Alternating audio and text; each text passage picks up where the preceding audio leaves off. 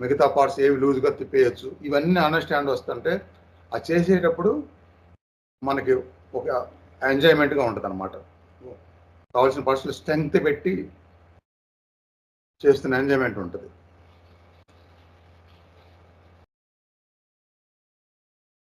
మనం ఎక్కడెక్కడ వెళ్ళి మెట్లు ఎక్కుతుంటే ఏ రైల్వే స్టేషన్లో ఎక్కడో ఆ మోకాలు నొప్పులు బాడీ పెయిన్స్ ఉంటే ఎక్కేది వేరుగా ఉంటుంది. ఏ పెయిన్ లేకుండా బాడీ హెల్త్ కాకుండా టకటక ఎక్కుతుంటే అప్పుడు ఫీలింగ్ వేరుగా ఉంటుంది.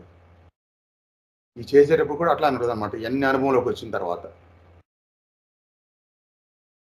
ఇప్పుడు అందుకనే ఈ యోగా ధ్యానంతో పాటుగా ఇలాంటి స్ట్రెంగ్త్ ఫీలింగ్స్ ఎలా బ్రీత్ చేసినా ఆ బ్రీత్లో పార్ట్స్లో స్టాక్ అవుతున్న ఫీలింగ్స్ తెచ్చుకున్నా ఆ పాజిటివ్ మైండ్ అక్కడ ఫామ్ అయ్యేదంతా స్ట్రెంగ్త్గా ఫామ్ అవుతున్న కాన్సన్ట్రేషన్తో మైండ్ పెట్టడము ఇవన్నీ స్పెషల్గా చెప్తున్నాను నేను. ఇప్పుడు మామూలుగా ఈ లైవ్లో మెడిటేషన్ చెప్పి